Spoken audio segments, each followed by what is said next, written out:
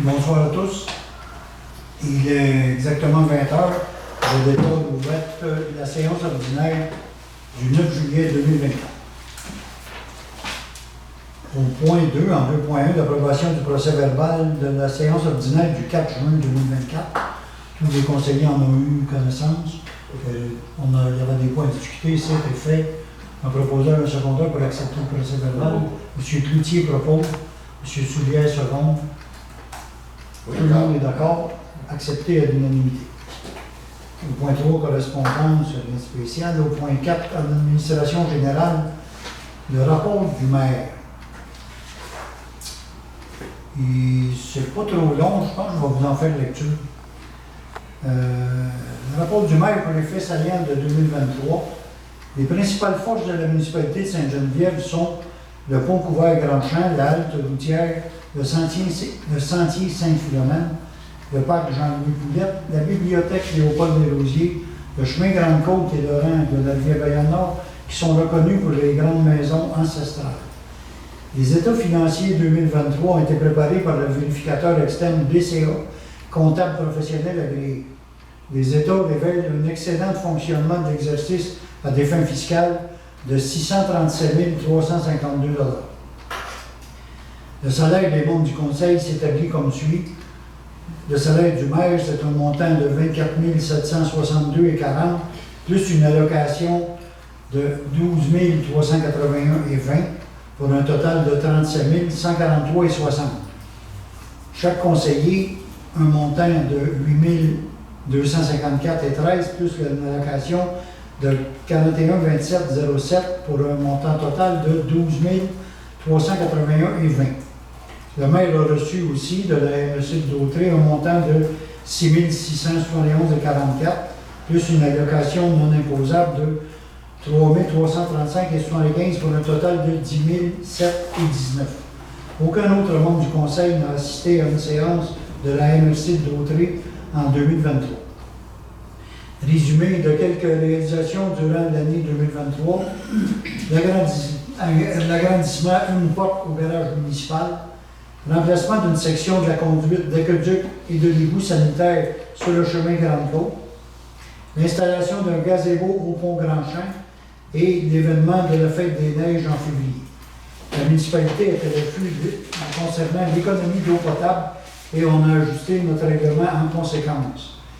Les membres du conseil municipal sont sensibles aux finances municipales et chaque dollar investi dans la communauté doit constituer un investissement et non une dépense.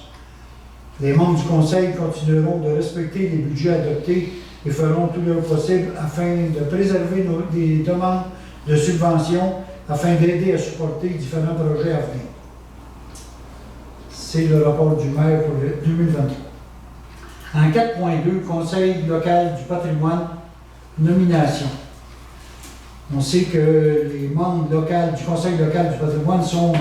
Jean-Pierre Gravel, Wilfrid Lanois, Marc Tardif et Léo Soulière. Mais on voudrait nommer 2 nouvelles personnes pour se joindre au Conseil pour assurer l'avenir, ce qui porterait à 5 le nombre des membres citoyens. Tous les membres du conseil local sont d'accord pour nommer M. Jean Farly et M. Martin Coutu comme nouveaux membres du conseil, et ces derniers ont mentionné leur désir de se joindre au conseil. Ça me prendrait un proposeur en secondaire. M. Soulière propose, M. Darvaux seconde. D'accord. Oui, tout le monde est d'accord. Merci. En 4.3, vente de terrain à M. Jean-François Chaussé. La municipalité a vendu un terrain à M. Chaussé portant la résolution 2020-12-254. Mais on manquait de détails dans tous les papiers pour la vente. Là, ça me proposait un secondaire pour vendre le terrain sur le lot numéro 6 604 636. La superficie est de 409,1 mètres carrés. Un proposeur, un secondaire. M. Bayeul propose. M. Laferrière seconde. Oui, tout le monde est d'accord. Merci. En 4.4, le développement Coulombe, une offre d'achat. proposé, appuyé et résolu que la municipalité offre aux propriétaires du lot numéro 3 449 705 d'acheter la rue projetée, le tout tel que détaillé dans l'annexe 1, projet de lotissement daté du 12 mai 2021, pour la somme de 1 $ taxe inclus.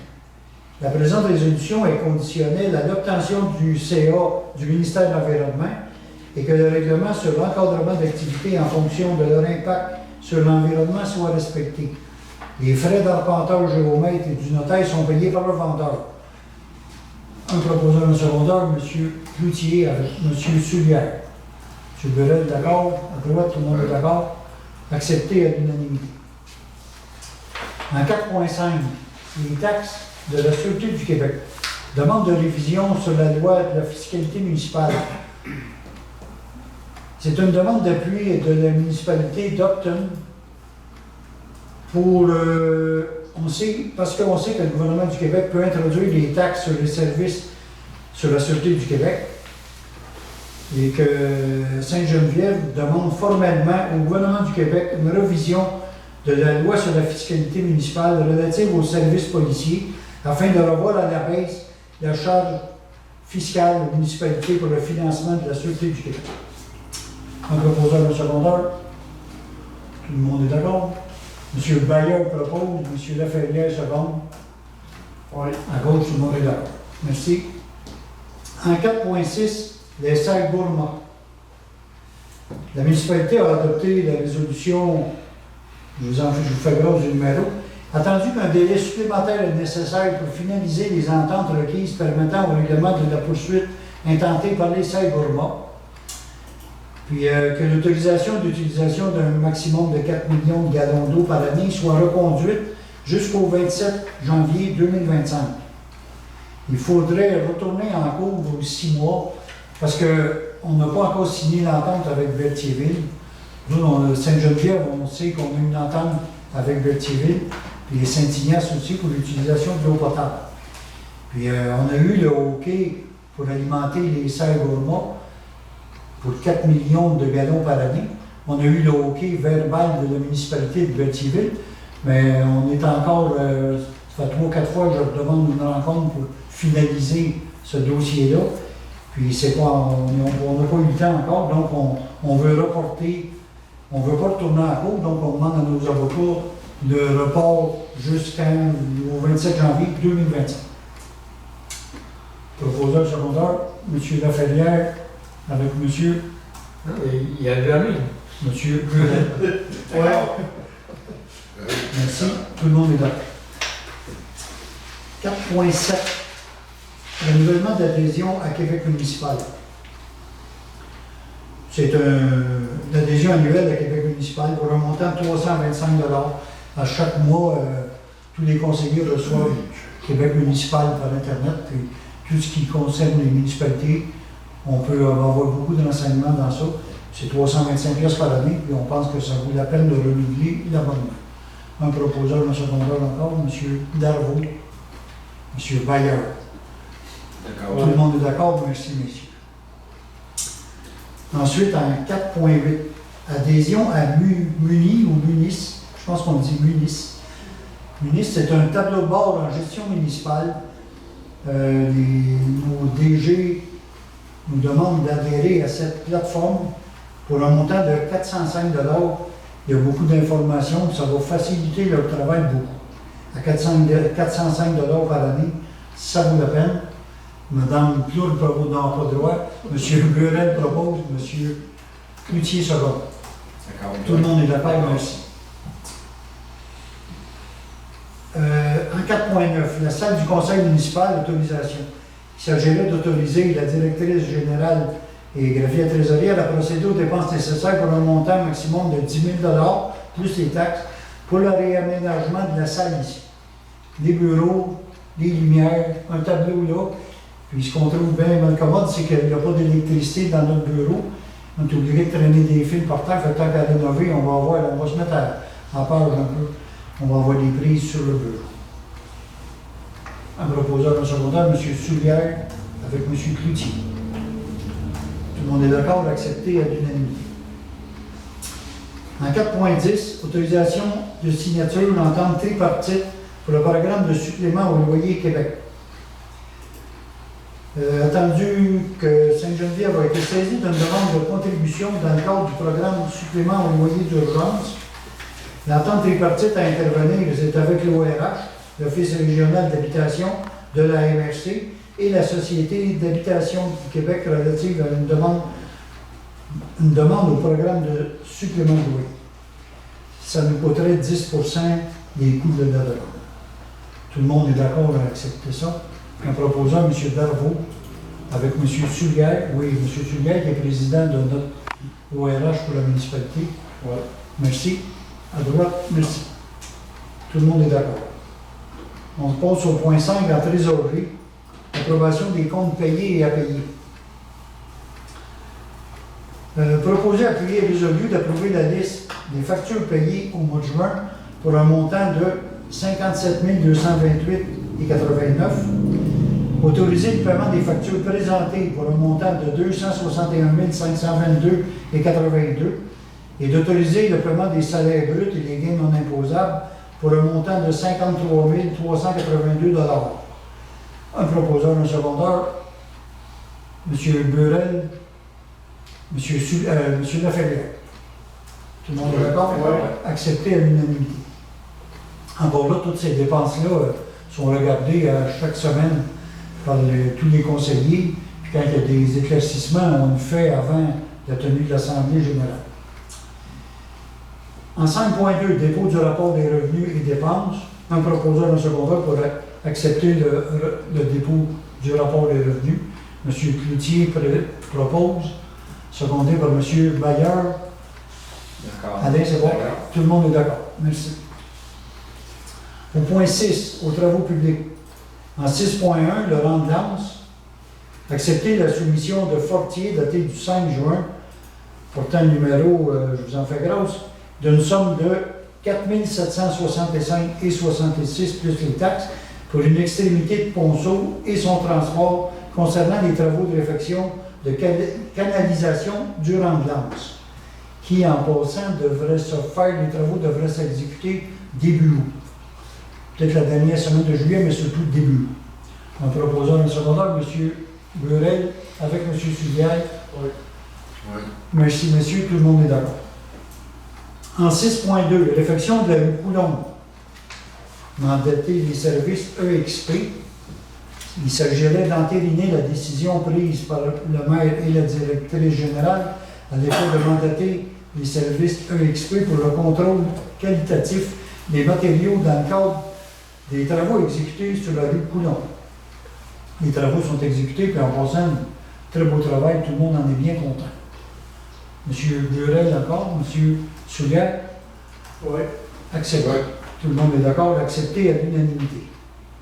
Le point 6.3, le rang Saint-Esprit, on manque de détails, il est arrivé des questions, on manque de détails, on va le reporter au mois prochain. En 6.4, études Bellemeur Architecte, une facture pour l'agrandissement du garage municipal. Il s'agit d'une somme de 1200 $ plus les taxes pour une dépense de l'architecte qui serait payée en même temps à même le règlement d'emprunt et la subvention du programme d'aide financière de Brabant qui nous a aidés à l'agrandissement du garage. M. Soulier propose. M. Darvaux seconde. Oui. Oui. Merci, accepté à l'unanimité. En 6.5, la réfection de la rue Coulombe. Le décompte progressif numéro 1 à construction et pavage généreux. Ce serait, on a reçu le décompte progressif numéro 1, puis la recommandation de paiement de Stéphane Allard, ingénieur de la MRC, concernant les travaux de voirie sur la rue Coulombe pour un montant de 31 829,95, incluant la retenue de 5%. Un proposeur, un secondaire, M. Burel propose, M. Cloutier seconde. D'accord.